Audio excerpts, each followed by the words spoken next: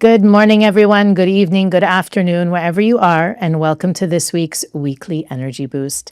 My name is Elisheva, and today Eitan and I are asking the question, how do you know if something is truly yours?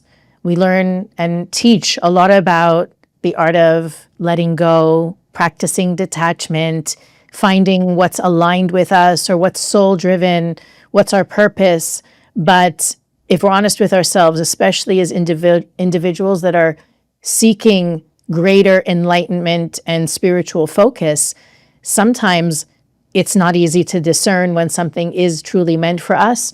And especially if we're focused on looking for signs and signals outside of us, it can even complicate the process even further.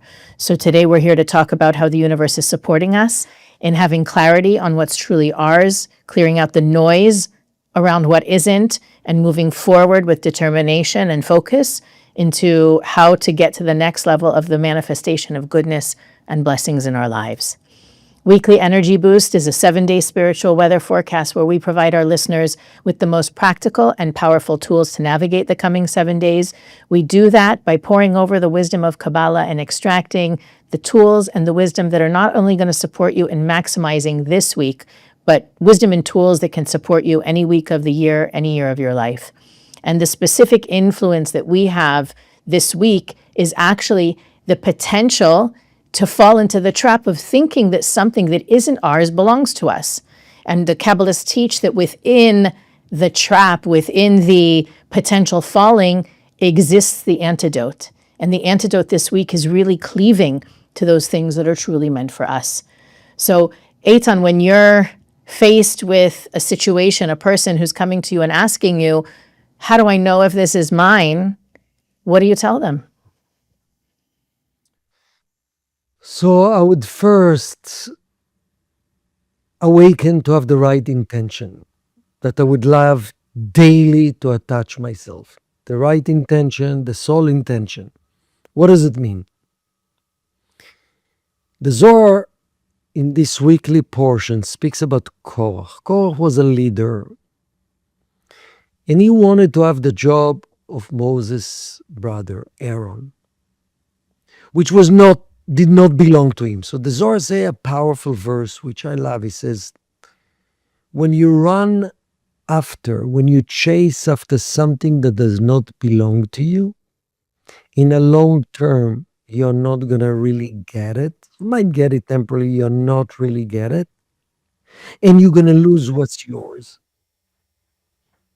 So it means that the first step every day of our life, we need to be in front of the Creator, tell the Creator, I know the source of all blessings comes from you. It's not my ego.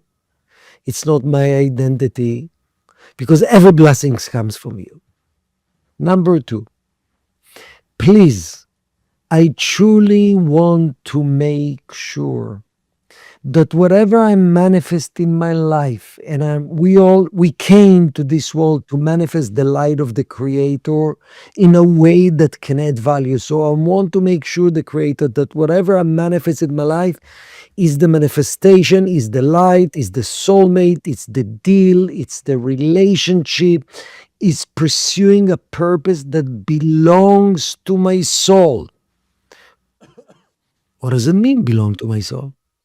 Kabbalistically, in a quantum dimension, there is a dimension when all the blessings and all the light and all the good that we came to manifest and to share already existing in a soul level within us. The future exists in the present. The only way I'll be truly fulfilled if I'm revealing my specific purpose and my unique blessing. Is not just I would love to find a person, a soul with beautiful qualification. Yeah, that looks like a soulmate. No, it has to be the actual soul that belongs to my soul, already in a deeper dimension. The house that belonged to me. The deal that belonged to me. The the way to make a difference and spending my time, my energy, my money on helping others that belong to my soul. So I want true alignment with what's mine. I don't want to chase after things that are not mine because I'm competitive, because I'm jealous. I want to make sure it's okay to be inspired by the outside, to push forward, to reveal my potential. But I want what's mine. Mine not from ownership, mine's from point of view of soul purpose. And the other thing, and I want to make sure that that manifestation brings light to others, brings good to others. That manifestation helped me to become more of a giver. If I manifest something and my ego grow with that, that manifestation is not a blessing. So those three things. Number one, intention, setting the intention. Number one, I know the source of all manifestation comes from the Creator. Number two, I want to actually make sure that whatever blessings with your help to manifest belong to my soul. Align my desire with your desire. Number three, to make sure it's for the sake of sharing and it's raising my consciousness versus lower my consciousness. That's intention. That's the vibrations. You envision that vibration. You envision that soulfulness. Let me give you an example. When a person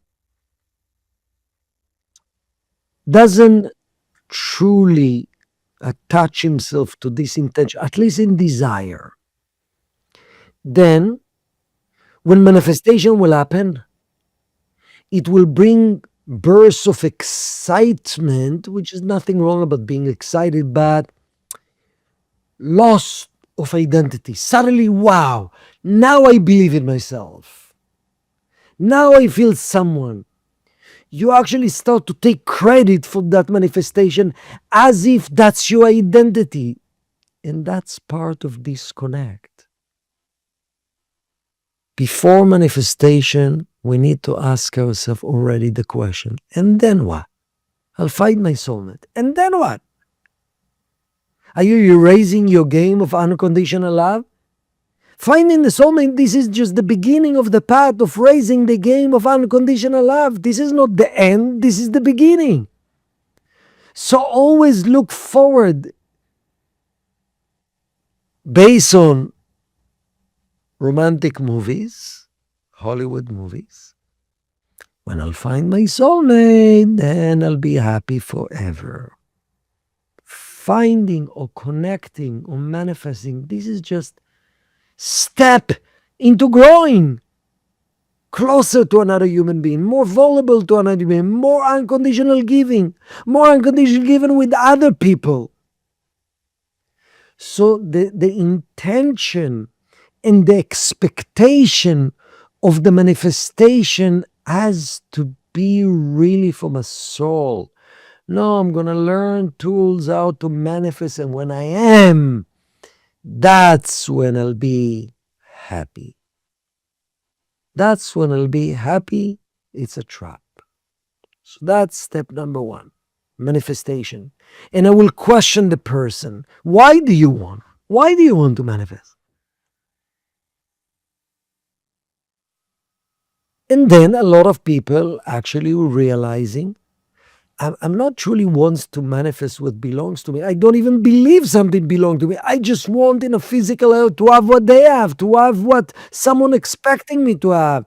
That's what other people consider to be happiness or successful. So that's the first step, guys. Let's bring it back to heart and to soul, that all the energy and all the miracles that belong to my soul already here. So that's the destruction, the pain, the worries. Get rid of that. That would be my step one. What would be your next step? In the action, pursuing, because it's a world of action, it's a world of effort, it's a world of process, it's a world of struggle. So what would be your next step? The next step, and I think this is maybe where Kabbalah deviates from a lot of the conventional, it's not necessarily conventional, but the other thoughts, the other ideas out there about how to manifest what's yours. Most people talk about intention, meditation, visualization, feeling as though you have it already. Then Kabbalah comes in and says, no, it's step one may be setting the intention, feeling right from your soul, from your heart, attracting it internally. But Kabbalah says nothing happens without effort.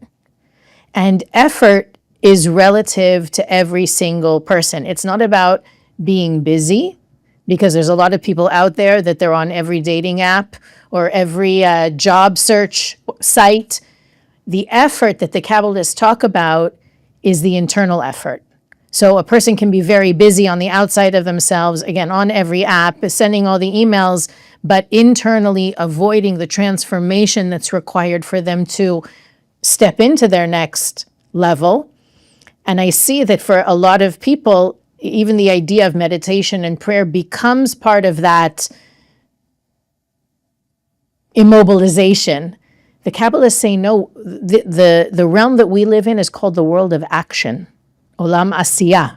We're here to do. And doing is about making the effort that's relative to the individual. I was talking to someone yesterday who was telling me that she's sort of given up or tempted to give up in her pursuit to find her soulmate. And I shared with her the idea that if you are truly in touch with your own inherent value, your own worth, and what you have to offer the world and this other person potentially, if you're not in touch with that value, challenge yourself to get outside of your comfort zone, to do things that are hard for you, and you will see how truly powerful and valuable you are. You'll recognize your own self-worth, not because of the result, but because of your inner power, the strength that you have. Sometimes when we let ourselves coast for too long, we forget how magically powerful we are, how we can do. And the doing is not about the results. I think that that's part of the trap of seeking to manifest something, attracting to us what's truly ours, is that it can be discouraging when you don't see the outcome you think is yours. So when it comes to making effort, the Kabbalists tell us effort for each individual is relative to their tikkun, relative to their own set of challenges, strengths, weaknesses, gifts, setbacks. So putting yourself more and more outside of your comfort zone, challenging yourself to speak up when it's difficult or keep your mouth shut when it's difficult to keep your mouth shut, thinking about the things that stretch you, that push you in a way, not that is humiliating or demotivating, but in a way that shows you what you're really made of. And that energy, whether it's in the area in which you're trying to manifest to attract that person or that job or that next opportunity, it doesn't necessarily manifest in that area. So for example, you may have the opportunity to spend time with a group of people that are difficult for you to spend time with. What's difficult about it? How can you show up as a better version of yourself in that environment rather than shutting down and judging and being resentful? That kind of effort, also in the area that you're trying to attract what's truly yours, can really shift not only the timeline of attracting what's yours, but also the energy around it. That the search for your soulmate or your next career move or your next project or your next, that it doesn't end up being a burden or heavy baggage that you need to carry, but it ends up being a growth opportunity, a workshop, something that helps you develop a part of yourself that didn't exist before. And through that effort, you create the next step and the next step and the next step, so that the journey isn't a burden or a drag or heavy and intense. It becomes something that you look forward to. Like What's the universe going to show me?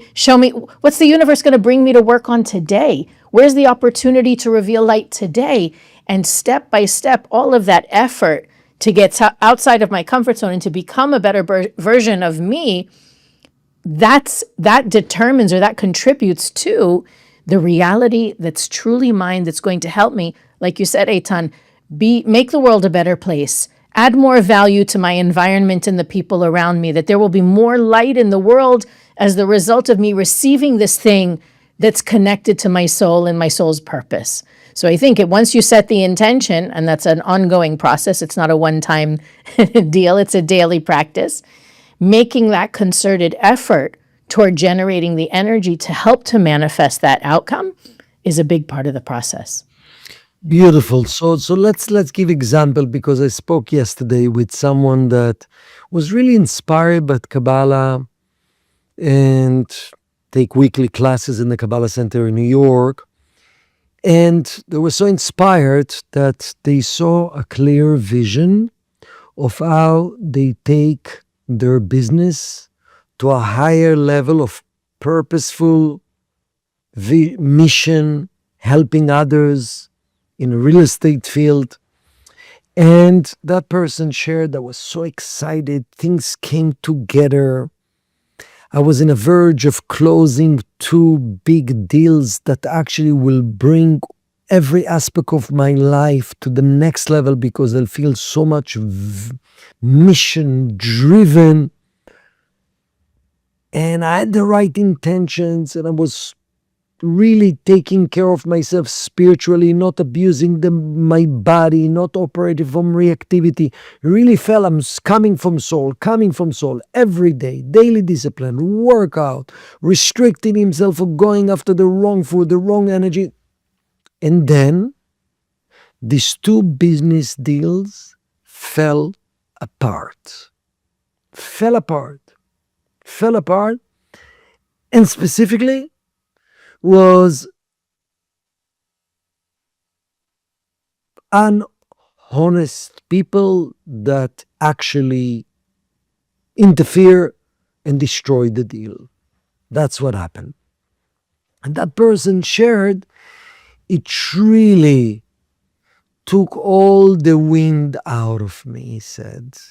Took all, and is now in a coasting mode, not as proactive. Yes, continue come to classes, but not actually driven by soul, by energy, by push. And here is an important thing to understand. The fact that I had a soul intention, and the fact that I attracted a vision that feels like belonged to my soul, maybe yes, maybe not. The reason why in this physical world, between intention, desire, and final manifestation, there is a process, because in this process, we meant to raise our consciousness. Call it cleansing or call it raising our consciousness. There's no such a thing. I have a pure intention, pure desire, manifestation happen. Yes, maybe when you have no tikkun and you have zero ego, that will happen. But all of us needs to go to a process. Even a tree needs to go to a process. A fruit, from planting the seed, which is beautiful, the endless light of the Creator shining in that seed under the ground, still the fruit needs to go to a process before it's sweet, it will be sour and so on. So we all need to go through a process. So instead of judging in the middle of the process and quitting, my suggestion to that person, but 1 second. I'm not saying that's not the right vision, or it is the right vision. Always pray for the vision that belongs to your soul. But when you're in the midst of the process, don't forget that it's between you and the Creator. And these rejections, or this seemingly setback, is just opportunity to, number 1, accept these difficulties, which is not the difficulty of the soul. The soul sees that everything is for my best. It's the difficulty of the ego that cannot accept that things don't go according to my plan. So actually the fact that I'm accepting this pain, with trying at least to accept and to embrace, that's by itself raising consciousness, improving. and then learning my lessons. And then decided, you know what? I'm going to make even more effort now. The only difference is now is less conditional. Because I made an effort by seeing clearly it's going to happen exactly. So I was attached to the specific plan, and maybe it's the right plan. I'm not saying no. But every aspect of our process is supposed to grow. Our desire, our effort, like Elisheva said, effort against my own shortcoming. If I'm kind of a person that discourage easily when the things don't go right away according to my plan, this process helping me make an effort, unconditional effort. Because those moments of process, that's when we build character. That's when we build our true light. Process means I don't see immediate results. Process means I make an effort. Process means I give and I don't see exactly what I want. It has to be. It has to be. Because by going through the process and growing, number one, and always keeping the intention. I want to attract what belongs to my soul. Nothing else will make me happy. And I want to make sure it's for the sake of sharing.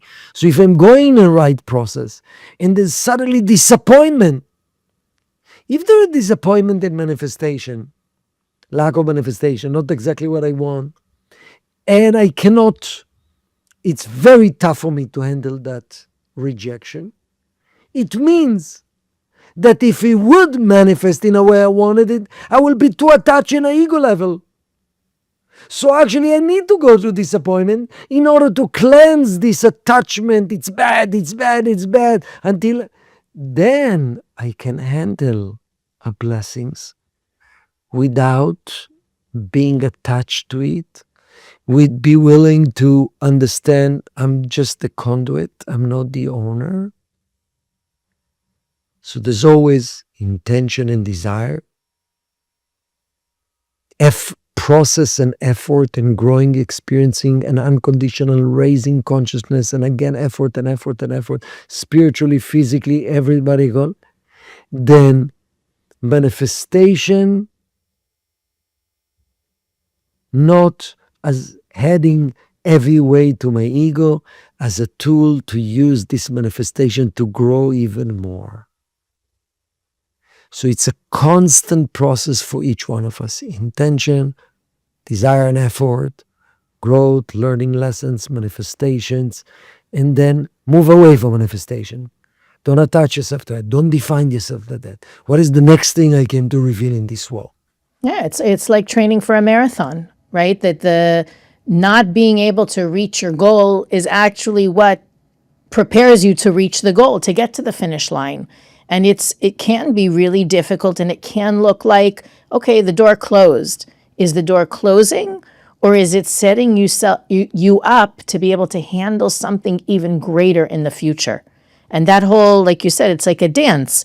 I need to have, strong desire and craving and purifying my intentions but also getting to the next level of I'm doing this no matter what, regardless of the result. And that it's not easy work, but it really is not only the most rewarding because you get what's truly yours, but when you see how powerful you are, how you're capable of overcoming anything, riding the waves, navigating the waters of uncertainty and confusion, there's nothing more exhilarating, nothing more satisfying or fulfilling. And that's really the work that we're meant to do.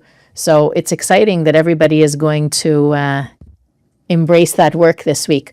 Eitan, if I can ask you to talk for 30 seconds about the retreat we're having in a few weeks here in Los Angeles.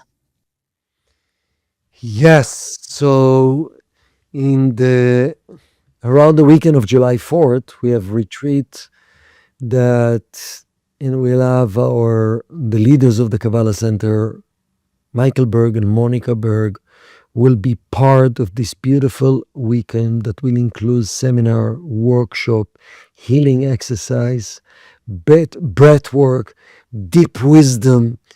But the theme, I would say, healing in every dimension, physical, emotional, spiritual, is how to become whole, how to become aligned with my soul, how to remove the space between my soul, which is divinely connected to the Creator, than my present consciousness.